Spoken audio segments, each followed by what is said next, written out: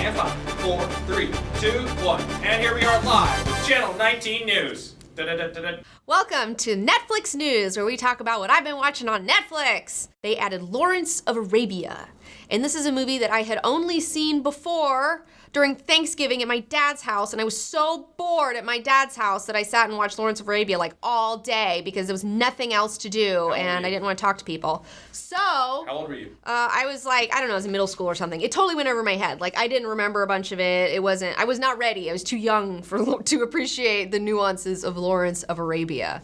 But now, as a grown adult, I watched the film, and I absolutely loved it. It's so good. The hype is real. The hype is real, okay? This movie won 7 Academy Awards. It is fantastic, including Best Picture. It's based on a true story about a man named T.E. Lawrence, who during World War I was in Cairo and in the Middle East and all those things. He was working for the British military. And he ended up getting all mixed up in an Arab revolt against the Ottoman Turkish Empire, and totally went nuts and like led a desert people and like helped them attain their freedom. And it's like super awesome. It reminds me a lot of Dune. So yeah, it totally captured my imagination. It's super beautiful. It's desert porn.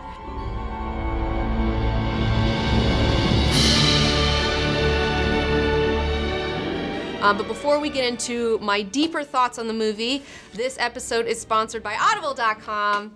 And speaking of T.E. Lawrence, I'm getting ready to start listening to The 7 Pillars of Wisdom, which is the book that T.E. Lawrence wrote that came out in 1922 that is all about the exploits of his in Arabia. This movie is based off of this book. So I love the movie so much, I'm going to listen to the audio version of it. You can go on audible.com/comicbookgirl to get 1 free book today. They have over 150,000 different books and periodicals and all sorts of stuff you can listen to. I like to listen to it from my phone. It's really easy. Download it, go on my walks, listen to things. If you're stuck in traffic, it's the best. So check it out, audible.com. It damn well hurts. Certainly it hurts. Well, what's the trick then? The trick, William Potter, is not minding that it hurts.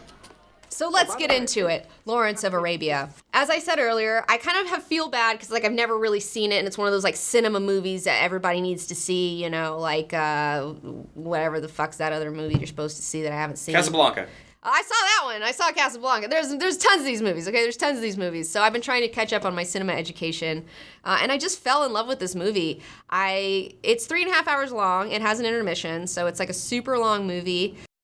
So what makes this movie a super classic that you have to check out, besides the amazing desert shots that are just like completely ridiculous and amazing and gorgeous and beautiful and wonderful in HD or 4K or whatever, I would say is Peter O'Toole's presence as Lawrence of Arabia, as T.E. Lawrence. He has such a wonderful performance. He is so beautiful and wonderful and weird, and he just embodies all these Luciferian qualities that like I'm just like super into. Like he has this very Promethean situation where he's like, you know how Prometheus brought fire to mankind, you know, which can be seen as intelligence, you know, a higher intelligence, things like that.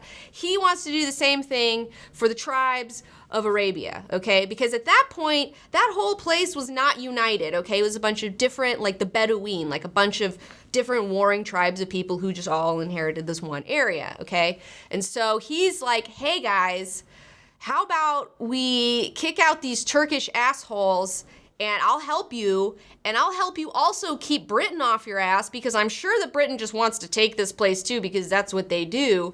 And let's figure it out and let's give Arabia their freedom. Like, let's let you guys be in charge of your own destiny, you know? Because Lawrence saw the romance, like he went to the Middle East and just was like romanced by the desert. Like he just fell in love with the place and just thought it was so amazing. And he just wanted these people to have his freedom. And he saw how they were being screwed over by, you know, Britain and everybody else. Other performances that I really enjoyed, Omar Sharif as Sharif Ali was so fantastic. He's like actually a Middle Eastern dude. He's actually Egyptian. So like back then, like you have white people playing like Middle Eastern characters, which is like kind of weird.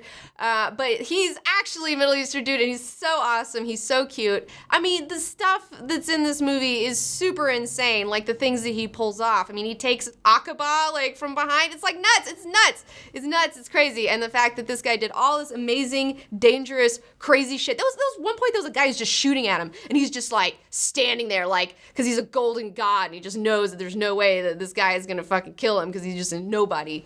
And then he just dies in a motorcycle accident later. It's like, life. Yes, sir, that's my baby. This movie was filmed in 70mm in Panavision. All right, it's one of those type of movies. And fortunately for me, living in Hollywood, the Egyptian Theater, which plays a lot of old movies and stuff like that, they were doing a presentation of Lawrence of Arabia in 70mm. So I was lucky enough to get tickets and go, and I had the best time. These are not ordinary men. I don't want ordinary men. So why did you buy this on Blu-ray? I had to go out and buy the Blu-ray because my internet service provider streaming situation is not super awesome. And so I was like, I really need to see this in very clear, wonderful like resolution because I have standards. I have a little something called standards when it comes to movie watching. Okay, I know a lot of you out there don't give a shit. I do. So I stopped the movie. I went to Amoeba Music in Hollywood, which is one of the only surviving physical media stores ever, apparently. They're all dying. And I bought the Blu-ray, and it was like, I'm sure when streaming catches up, one day it'll be wonderful, but the Blu-ray quality was just a million times better. It was a million times better. It was so worth it. I could see everything all the time in crisp detail, whereas with the 4K, it would kind of go in and out, and that was really annoying.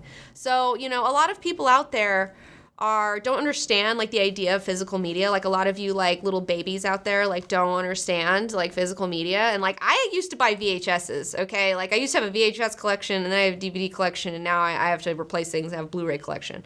So for me, the reason that I think that this shit's really important and that physical media is wonderful is because A, it always looks good unless you scratch it or mess it up, but I don't do that because I'm good like that. B, you can also share it with a friend, like anytime you want to watch it. Like you can take it anywhere and watch it anytime as long as somebody's got a Blu-ray player. And C, because there's all these amazing features on here, okay? You have like interviews and you have documentaries and all sorts of fun stuff, and you don't get that necessarily yet on the internet with streaming services.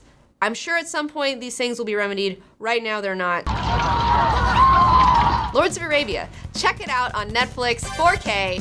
So that's it today for the Netflix news.